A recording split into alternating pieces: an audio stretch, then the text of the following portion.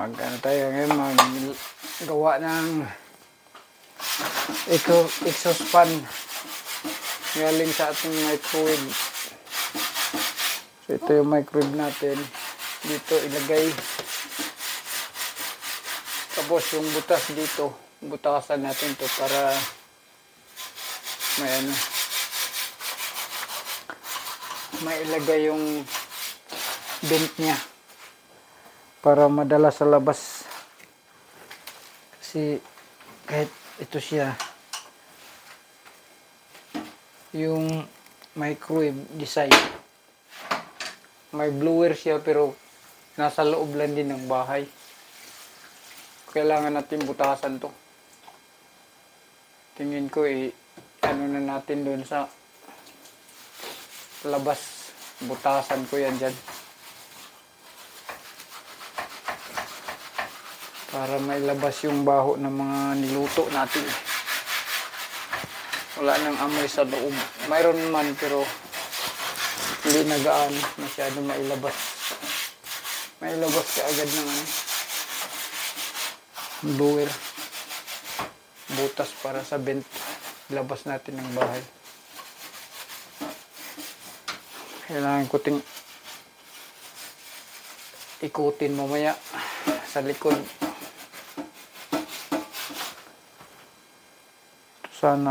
Ito sana yung vent niya. Diretso lang sana ito, pero dito natin sa taas. Yan, idadaan natin sa taas.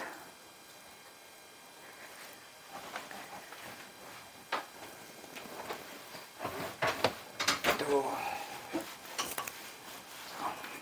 Hanapin ko yung protection ng mata. Yan.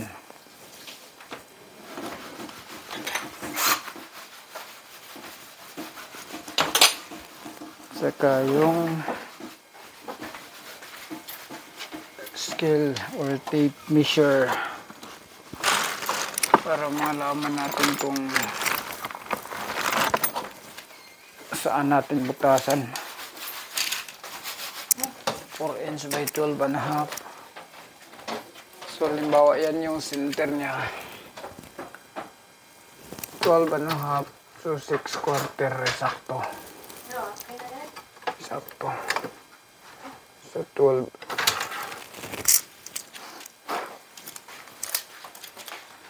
Okay na yan.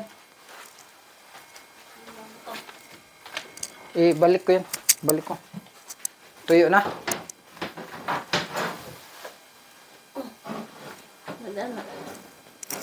Okay na yan. Umpihan ko.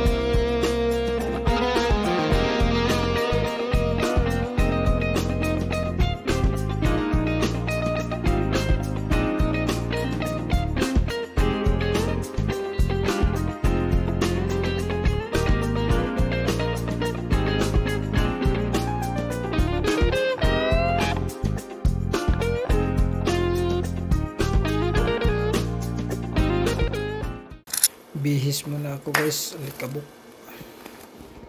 Ayan na guys. Ayan na yung ano natin. Naibalik ko na yung microwave. Tapos nilagyan ko na ng yung vent niya papuntang labas. So bubutasan ko yun.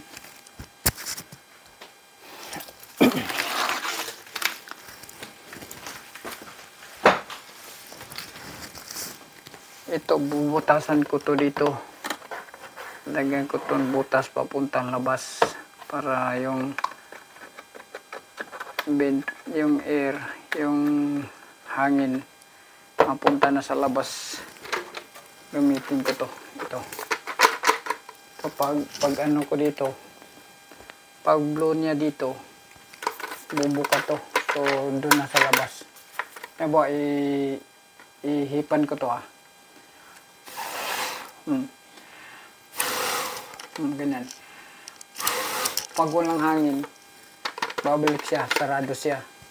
Kasi pag dito, pag buga ng hangin mula dito, bubuka siya. Pag wala naman, sarado siya. Kasi pag walang bubuga dito, hindi ma-open to. Kasi kailangan siya sarado na sa labas. Kasi baka pasukin ng mga ibon or ano pang mga pumasok mula sa labas. So kailangan ganito yung vent natin, yung labasan ng hangin papuntang labas. Ito. Pag ihip nito, mabukas to. Halimbawa, sample ko to. Yan. May hangin na to. Tingnan nyo, sampulan ko to. Galing sa microwave. Yun. Ang lakas. So, diba? Lakas ng hangin. So, na-open siya. Dito na siya pupunta. So, ito, ilagay ko to sa labas para doon na papunta sa labas yung hangin. Okay? Sarado natin. O, kusang magsasara yan pag wala ng hangin. Okay? So, maganda to. Nabili ko to, mura lang to. Dati isang box na may ganito. 30 yata yun. Matagal na. So, hindi ko akalain magamit pala. So, ilagay ko to dito. Tapos, mayroon tayong flexible. Itong flexible yung kapares nito. So, butasan muna natin yan bago tayo maglagay nito. Okay? Habang hindi pa, takpan ko to para hindi pumasok yung alikabok. Yun. Takpan ko to ng ziplock na plastic para walang pumasok na alikabok pagbutas natin dito. Kasi butasan natin yan. 4 inch. Okay? Continue tayo mamaya, guys.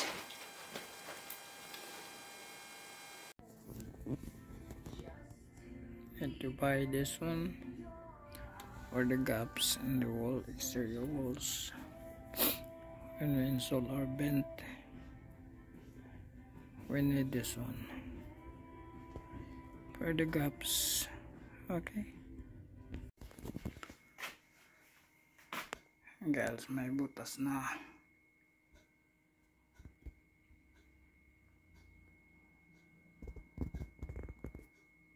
Ito sa likod yan. Yung may butas na. May butas na papunta sa labas yun. Pintuan yan. Lagyan ko yan ng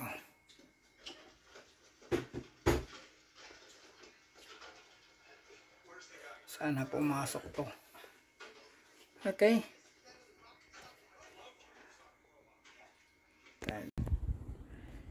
Kaya ito sa hagdanan dito. Ito. Yun. Oh guys, mo ni guys. I need to cut that flexible ducting hose. Putlo na kuha ni guys. So, ito lang ito. Sana mapuputol to.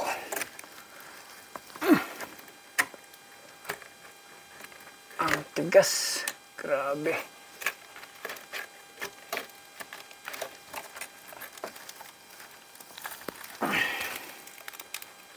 Parang hindi mapuputol guys.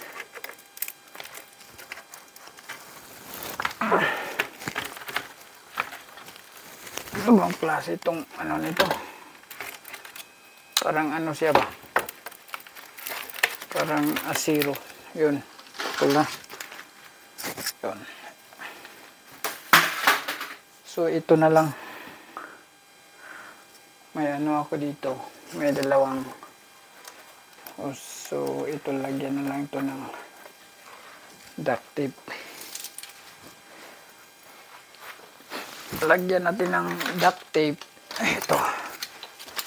Para hindi siya mabunot. Diba? Ito guys. Ito. Duct tape to para hindi ito mabunot. Ito na itong. Ito na yung ano natin. Pinaka-exhaust. Ito yung papunta sa labas. Diba? So, hindi na lalong ano sa loob. Okay? Yan. So, hindi na yung mabunot guys. Kasi ano na siya.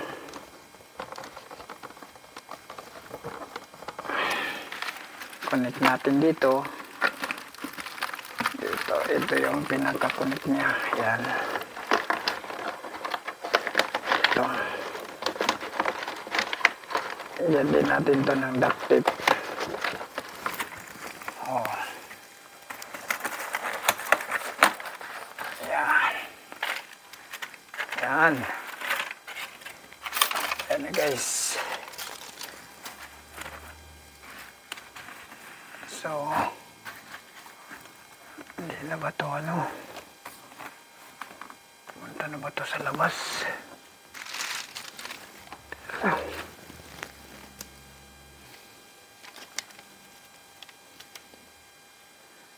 Ayan na guys, okay na yan. So, ito din lagyan natin ito ng ano. Lagyan natin ito ng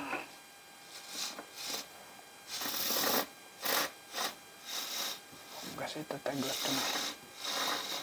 Tatagos yung lamig nito. Ayan.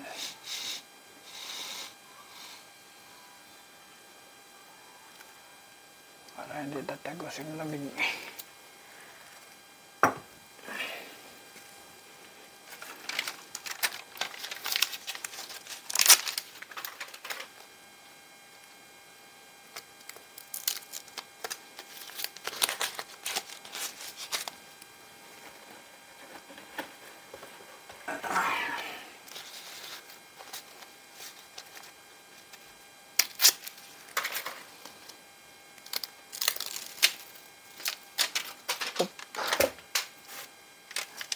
So, didikit ito eh.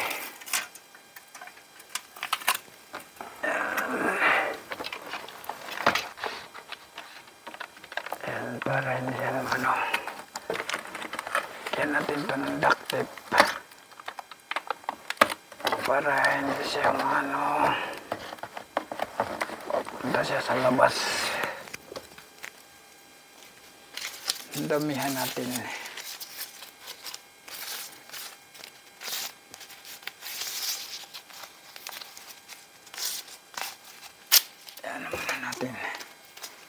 Salubungin muna natin.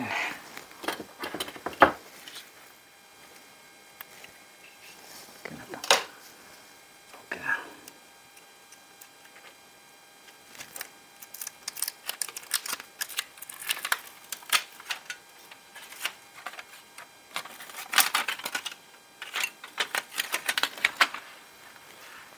Ayun.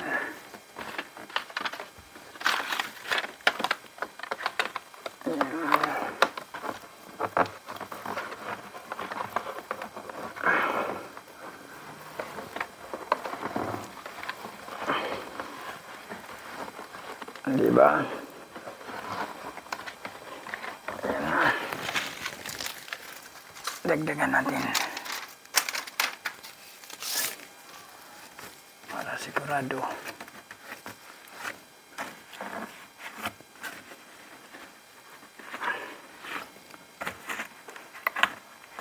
Yan lang, DIY lang to guys. Ano lang.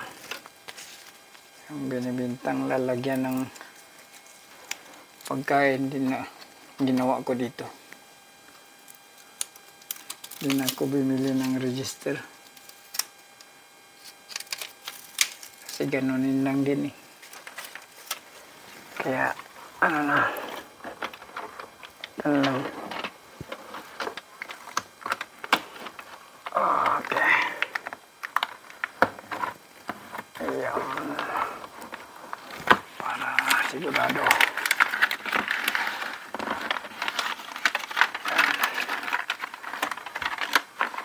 Ayan. Okay. Ayan. Sigurado na itong hindi na ito.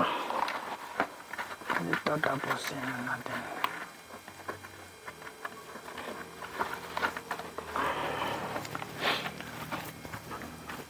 I-try natin to. I-on natin to tapos punta tayo sa labas.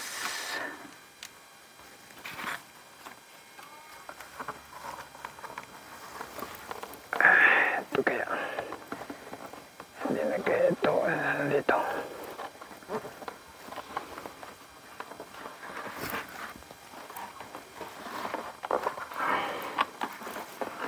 Try natin i-on.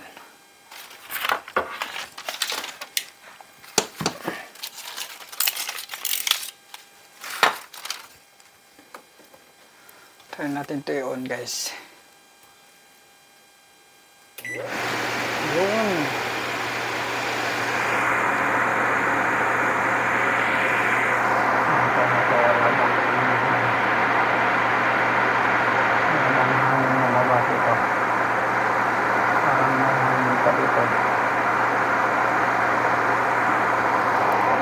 So,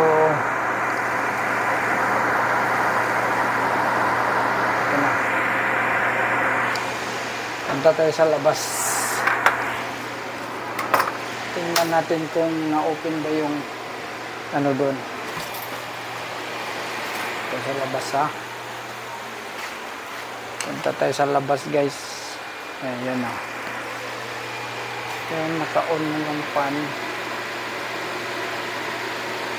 Ayan na. Diba? So, yan, ganyan lang. Kasi ano eh, parang naano siya sa labas. Mapunta sa labas yung amoy ng mga pagkain.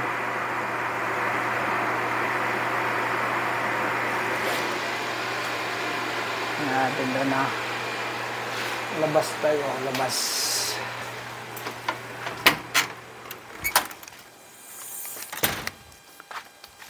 Punta tayo sa labas. Ikot tayo kasi nandito sa likod. Tingnan kung nag-open ba yun. Yun o. Yun o. Yun. Yun siya. Diba? Open na open siya. Tapos kung patayin yan, mag-close yan. So, dito tayo ha. Patayin ko sa loob. Patayin ko sa loob ha. Patayin ko sa loob kung makita ba. Ano niya ba?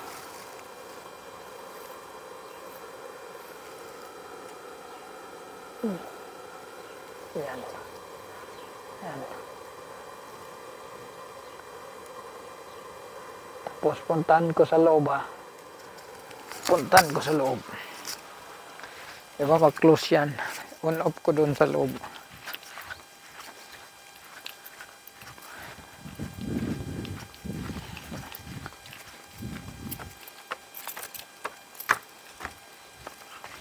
I-on off ko dito. Tapos, tingnan di ba nga open close yan. Kaya, pahinaan ko. Hina pa yan, hina. I-off ko. Yun, di ba? Nag-close siya. So, i-on ko ulit.